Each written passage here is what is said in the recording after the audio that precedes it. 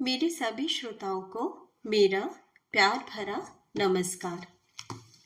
आज मैं आपके लिए लाई हूँ हिंदी के महान साहित्यकार विष्णु प्रभाकर जी की लिखी हुई एक कहानी जिसका शीर्षक है पैड़ियों पर उठते पदचाप। तो प्रस्तुत है कहानी पैड़ियों पर उठते पदचाप। हर मकान में ऊपर की मंजिल तक जाने के लिए पैड़ियां होती हैं। मेरे मकान में भी है और वे मेरे कमरे में आकर समाप्त होती हैं। पैड़ियों से होकर हम चढ़ते उतरते हैं, पर जैसे चढ़ना हर वक्त ऊपर चढ़ना नहीं होता, वैसे ही उतरना हर वक्त गिरना नहीं होता। बस वे लाती है और दूर ले जाती है। पर कभी कभी अभी रहने दे उस कभी कभी को। अभी तो मैं इतना ही जानता हूँ कि पैड़ियों में उठती गिरती ये पदचाप मेरे मस्तिष्क में ऐसे अंकित हो गए हैं कि उन्हें सुनकर उतरने चढ़ने वाले व्यक्ति की पूरी तस्वीर मेरे सामने सूरज की रोशनी की तरह उजागर हो जाती है। उस दिन उन पैड़ियों पर जो पदचाप उठे, उन्हें मैं 40 वर्ष से सुनता आ रहा हूँ। वे पदचाप हमारे घर की कम्मो जमादारिन के है। वह बहुत धीरे धीरे ऊपर चढ़ती है और उतने ही धीरे से द्वार खोलती है। कहती है, भगवान सबका भला करे। बाबूजी हैं। फिर मैं होता हूँ और वह होती है। आमने सामने वह कराहती हुई। शुरू में कराती थी, अब नहीं कराती है। बैठ जाती थी चौखट से पीठ सटाकर, फिर दोनों हाथ जोड़कर माथे तक ले जाती है और दूसरे कोने पर लगे मेरे स्वर्गीय पत्नी के चित्र को तरल भाव से दिखती है। कहती है, भगवान आपको बड़ी उम्र दे, आपकी तरक्की हो, बच्चे जीते रहे। जब बहू जी थी तो मुझे कुछ भी नहीं कहना पड़ता था। बहुत अच्छी थी। समझ जाता हूँ कि उसे फिर रुपयों की जरूरत आ पड़ी है। मुस्कुराकर पूछ लेता हूँ, क्या हाल है? दृष्टि उठाकर एक क्षण मुझे देखती है, फिर बोलती है धीरे धीरे, हाल क्या होंगे हम लोगन के, चारों तरफ मार है हम पर। वह बात है। मैं चौंकता हूँ। क्यों? क्या हुआ अब? नाक कट गई बाबूजी। भरे बाजार में बेइज्जत कर दिया उसने। किसने कर दिया बेइज्जत? अजी, उसी ने जो सामने वालों के कारखाने में काम करे था, वहीं जहां चांदी की पॉलिश होवे है। जानता हूँ मेरे आसपास रहने वाले कुम्हार कभी मिट्टी के बर्तन बनाते थे, फिर खिलौने बनाने लगे, अब पीतल के बर्तनों पर चांदी की पॉलिश करते हैं। घर घर में कारखाने हैं, रात दिन काम होता है वहां। वही कोई काम करता होगा। पर मैं कुछ पूछता कि वह स्वयं बोल उठी, मैं तो तभी से मरी पड़ी हूँ। ना जाने कब से आशनाई चल रही थी, मुझे तो पता नहीं चला। 5 दिनों से दोनों गायब है। दोनों कौन? मैं कुछ परेशान सा पूछता हूँ। अजी, वही रामदास मेरी लौंडिया को लेकर भाग गया, वही सुरसती से छोटी जमुना। और झरझर आंसू बहने लगे उसकी आंखों से। उन पर पल्ला रखकर वह सुबह उठी। मैं कुछ करुणा, कुछ चिंता से भरा भरा बोल उठा, अरे यह तो बहुत बुरा हुआ। कैसे हुआ? वातावरण बहुत बोझिल हो आया था। कई क्षण उसे संभलने में लगे। बोली, कहीं दूर से, कैसे तो मुझे भी पता नहीं। उस दिन दोपहर को कहकर गई थी कि सुरसती के घर जा रही हूँ, बीमार है वह। सो किसी को शक भी नहीं हुआ, पर जब रात को भी नहीं लौटे तो शक हुआ। सवेरे ही छोटे बेटे को भेजा, तब पता लगा वह तो वहां गई ही नहीं। बस जी, मेरे तो तलों की जमीन खिसक गई। एक दिन सामने वाली ने मुझसे कहा तो था कि रामदास और जमुना बड़े घुल घुल कर बातें कर रहे हैं। वहीं गई, पता लगा कि कल से रामदास भी काम पर नहीं आया। वह फिर रोने लगी। अब समझने को कुछ शेष नहीं था। 2 क्षण कोई कुछ नहीं बोला।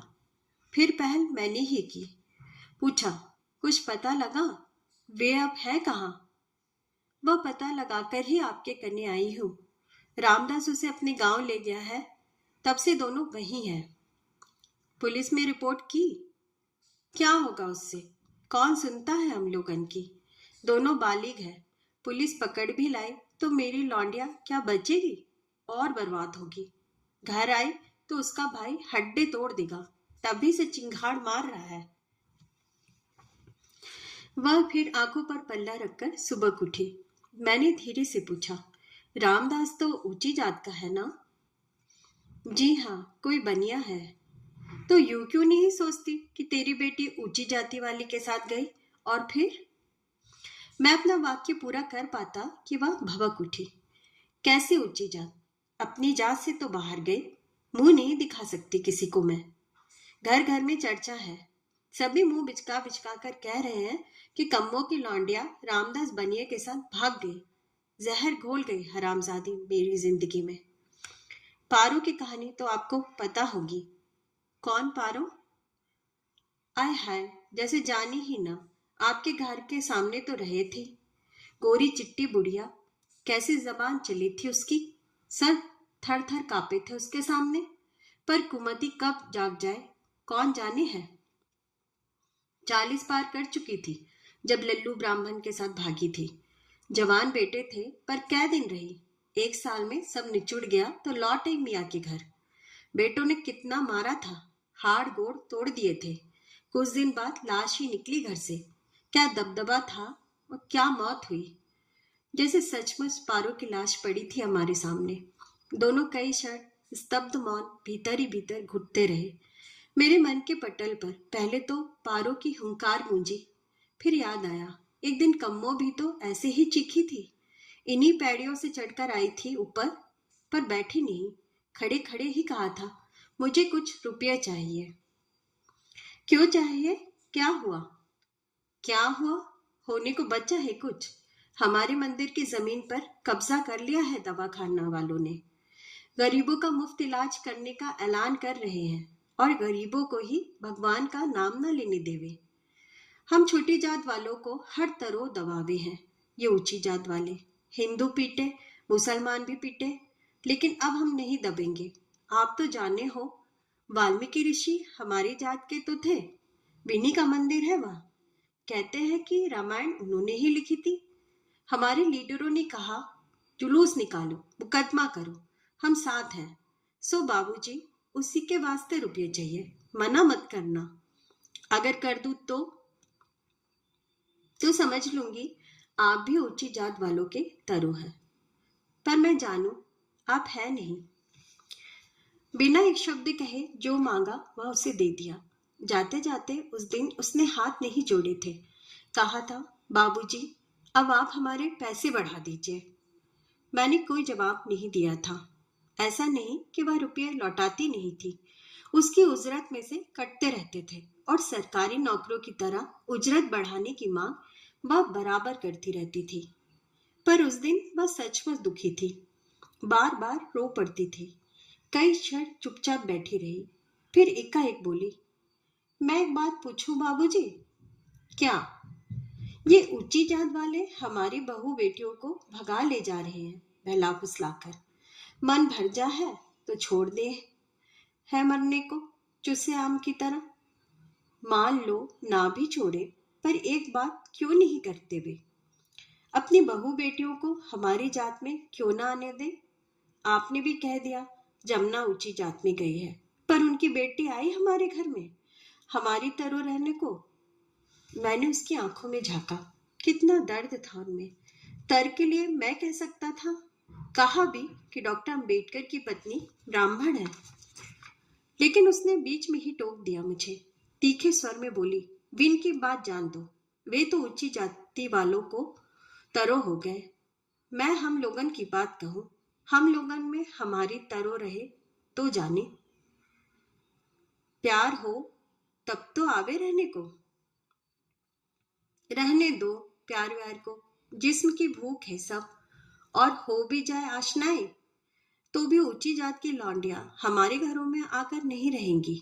नफरत करेंगी नफरत, और उड़ा ले जाएंगी हमारे लौंडे को। तुम ऊंची जात नहीं बनना चाहती? चाहे क्यों नहीं, पर अपनी तरह, उनकी तरह नहीं। अपनी जात में हम ऊंचे क्यों नहीं बन सकते? अपनी जात क्यों दे हम, वे क्यों न दे? उसका एक एक शब्द मेरे अंतर को पेचकस की तरह चीर रहा था। मेरे पास कोई जवाब नहीं था जो उसे आश्वस्त कर सकता। इसलिए मैंने इतना ही कहा, मुझे बताओ, मैं कुछ कर सकता हूँ? अभी तो मुझे 50 रुपये दे दो। रुपये क्यों? आपकी तरह एक और भले मानुष है वर्मा जी, कुम्हार है। बिन को भेज रही हूँ बेटी के पास खोज खबर लेने को। उनका कहना है कि वे जमुना को समझा बुझाकर वापस लाने की कोशिश करेंगे। मान लो वहां आ गई तो क्या तू रखेगी उसे? तेरे बेटे ने हाड़ गोड़ तोड़ दिए उसके तो तोड़ लेगा एक बार। लौंडिया अपने घर तो आ जाएगी। मैंने उसे रुपये दे दिए। एक कई दिन तक वे माँ बेटी मेरे मन मस्तिष्क को आवृत किए रही। दोनों का अपना अपना यथार्थ था। कम्मों का यथार्थ थोड़ा कठोर था, अव्यवहारिक भी कह सकते हैं उसे, पर उसके पीछे जो सत्य था उससे इनकार नहीं किया जा सकता। न जाने कैसे हुआ, एक रात यह सोचते सोचते मेरा मैं मुझसे अलग होकर रामदास के गांव जा पहुंचा। मुझे देखकर दोनों जैसे चौंक उठे, डरे भी शायद। पहल जमुना ने की, बोली, आप यहाँ? तुमसे ही मिलने आया हूँ। माँ ने भेजा है? नहीं, उसने नहीं भेजा, स्वयं आया हूँ। तुम्हें बुरा लगा क्या? एकदम दोनों बोल उठे, नहीं नहीं, बुरा क्यों लगेगा, आइए ना, मैं पूछना ही भूल गई, चाय तो पियेंगे कहीं? कहकर वह मुस्कुराई। मैं जोर से हंस पड़ा। वह बात नहीं, मैं तुम्हारे हाथ की चाय जरूर पीऊंगा। वह हंसकर अंदर चली गई। कमरा तो एक ही था, आधा पक्का आधा कच्चा, पर बाहर एक चबूतरा था। वहीं हम बैठ गए। सामने कच्ची सड़क थी, उस पार थे खेत। संध्या झुकाई थी, गायें लौट रही थी। एकाएक रामदास ने पूछा, जमुना के बारे में जानने आए हैं? जानना चाहूं तो तुम्हें ऐतराज होगा। नहीं नहीं, पूछिए। तुम दोनों एक दूसरे को बहुत प्यार करते हो? बिना किसी भूमिका के मैंने पूछा। उसने सहज भाव से उत्तर दिया, तभी तो जोखिम में डाला है अपने को। लेकिन जानते हो कितना कष्ट पहुंचाया है तुमने जमुना की माँ को? आप सोचते हैं कि मैं उनसे कहता तो वे हमारी शादी होने देते? मैं उनकी मन की बात तो नहीं जानता, पर शायद एक शर्त पर वे तैयार हो जाते। शर्त? कैसी शर्त? यही कि तुम उनके बीच में उनके होकर रहने को तैयार हो जाते हैं। गहरे अविश्वास और अचरज से उसने मेरी ओर देखा। क्या कहना चाहते हैं आप? समझा नहीं। समझना चाहोगे तो समझ जाओगे, कोई गूढ़ पहेली नहीं है यह। उसने सहसा कोई उत्तर नहीं दिया। कई क्षण अंदर ही अंदर घुमड़ता रहा। युगों जितने इन क्षणों में उसके चेहरे पर कई रंग आए, कई रंग गए। फिर सहसा वह कठोर स्वर में बोल उठा, आप कहना चाहते हैं कि मैं उस नरक में जाकर रहता जिससे मैंने जमुना का उद्धार किया है? मैं हंस आया, बोला, लेकिन जमुना का उद्धार करने से नरक मिट तो नहीं गया। नरक को मिटाने के लिए नरक से जूझना पड़ता है। तुम मुझसे भागे हो। आश्चर्य, यह मैं क्या कह गया? मुझे तो उसकी पीठ ठोकनी थी, उसके साहस पर, लेकिन करने लगा उसे लांछित, प्रताड़ित। लेकिन जब कर चुका तो लगा कि मैंने ठीक किया है।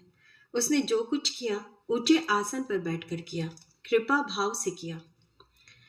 वह अब भी विस्मित विमूढ़ बस मेरी ओर देखे जा रहा था कि तभी जमुना चाय ले आई। हाथ गिलास में लेते लेते लगा जैसे वह जल रहा है। मैंने हाथ पीछे खींचना चाहा, गिलास गिर पड़ा और तभी घबराकर मैं चीख उठा। पर यह क्या, मैं तो कमरे में था और सपना देख रहा था, और उसमें मैंने अपने ही अंतर में घुमड़ रहे एक अनजान सत्य से साक्षात्कार किया था। पता नहीं कौन सा मैं कब कौन से मैं से टकरा जाता है, पर यह टकराहट ही तो विचारों में उत्तेजना पैदा करती है और उन्हें आगे बढ़ाती है। कई दिन इन्हीं विचारों में उलझा रहा कि अचानक एक दिन गली में कम्मों से भेंट हो गई। पूछ लिया, कैसी हो? बस जी रही हूँ बाबूजी। जमुना कैसी है? ठीक है। तुम गई थी उसके पास? मैं क्यों जाती हूँ भगोड़ी के पास? उसी ने एक पार्क में मिलने बुलाया था। सोचा नहीं जाऊंगी, पर ममता बड़ी बुरी है। आखिर है तो कोक की जाए। चली गई। एक क्षण रुकी, फिर बोली ढंढ स्वर में, उससे कुछ कहना भी था। मैं नहीं चाहती कि पारो की कहानी दोहराई जाए। तो क्या कहा तुमने? यही कि रामदास से पूछ के देखना, क्या वह तुमसे सचमुच प्यार करता है? करता है तो क्या वह हमारे घर तरो रह सकता है? हठात भूकंप का तेज झटका मुझे कंपाता हुआ निकल गया। मेरा रोम रोम उद्विग्न हो आया। तुमने यह क्या कहा? हाँ जी कहा, और यह भी कहा कि अगर वह आने को तैयार नहीं है तो उसे छोड़ना पड़ेगा। पंचायत जो दंड लगाएगी मैं भर दूंगी। सच? जी हाँ। क्या बोली जमुना? पहले तो फटी फटी आंखों से देखती रही, फिर मेरी छाती से लगकर फपक उठी और चली गई। अब? उसने दोनों हाथ जोड़कर आंखें ऊपर आसमान की ओर उठा दी। बोली, अब तो वह है। मेरे भीतर एक तुमुल नाद मचा हुआ था। कैसे दो ध्रुवों पर जीने वाले हमने सत्य को खोजने की एक समान राह पहचान ली थी। बल्कि मैं तो मात्र सपना देखकर रह गया, पर कमों ने तो उसे अर्थ भी दे दिया था। मैं भीतर गदगद था, बाहर उल्लासित। बोला, तुमने ठीक किया, तुम्हें यही करना चाहिए था। उसके चेहरे पर स्मृति की एक रेखा उभरी और उसने दोनों हाथ जोड़कर माथे से लगा लिए। उसके बाद कई दिन तक मेरे भीतर उत्सुकता का समुंदर पछाड़े मारता रहा। कई दिन तक मेरे कान बराबर पैड़ियों पर उठते उन चिर परिचित पच्चापों को सुनने को आकुल व्याकुल रहे। आखिर 8वें दिन वह ध्वनि सुनाई दी। मेरा हृदय धक धक कर उठा। किवाड़ खुले, सदा की तरह उसका चेहरा चमका। हाथ जोड़कर बोली, जमुना आई है बाबूजी। पता नहीं मैं प्रसन्न था या त्रस्त, पर जमुना परम शांत थी। उसके सांवले चेहरे पर न व्याकुलता थी, न किसी तरह का आक्रोश। बड़ी बड़ी आंखें वैसे ही निर्दोष, निरुद्विग्न। मैंने मुस्कुराकर पूछा, आओ जमुना, कैसी हो? ठीक हो बाबूजी। कुछ दिन रहोगी ना? अब तो यहीं रहना है। क्या? इस पर कम्मो बोली, मैंने कही थी ना बाबूजी, इसने रामदास से वही सब कुछ कह दिया। उस क्षण मुझे लगा कि अभी इस दुनिया के लिए संभावना है, और मैंने जमुना की ओर प्रशंसा के भाव से देखा। फिर ना चाहकर भी पूछ लिया, क्या कहा रामदास ने? 2 क्षण वह मौन बैठी रही, फिर बोली, उसने कहा, मैंने तुझे नरक से निकाला है, तू फिर उसी नरक में जाना चाहती है और मुझे भी ले जाना चाहती है। फिर? मैं बोली, तू मुझे प्यार करता है ना? अब बता, प्यार क्या नरक सुरक में भेद करता है? उसने क्या कहा? बड़ी देर तक कुछ भी नहीं बोला, बस मुझे घूरते रहा। फिर एकाएक जोर से बोला, मुझे क्या पता नहीं, पर मैं वहां नहीं जाऊंगा, नहीं जा सकता। फिर मैंने कहा, मैं जा सकती हूँ और मैं जाऊंगी। फिर वह बोला, तेरी मर्जी। यह कहा उसने? जी हाँ, यही कहा। उसने दीर्घ निश्वास छोड़कर कहा। बोली, अब आप ही बताइए, मैं क्या करती? जिसके लिए मैंने घर छोड़ा, माँ और भाई को छोड़ा, वह नरक सुरक में भेद करे तो कैसे निपटी हमारी? कहते कहते उसकी आंखें सजल हो आई। चेहरे पर अनुभूति की एक ऐसी गहरी परत उभरी जिसे शब्द देना मेरे लिए असंभव है। मैं तो तब जैसा था ही नहीं। कभी कभी होकर भी ना होना कितना और कैसा सुख दे जाता है। आप सबका कहानी सुनने के लिए बहुत बहुत धन्यवाद।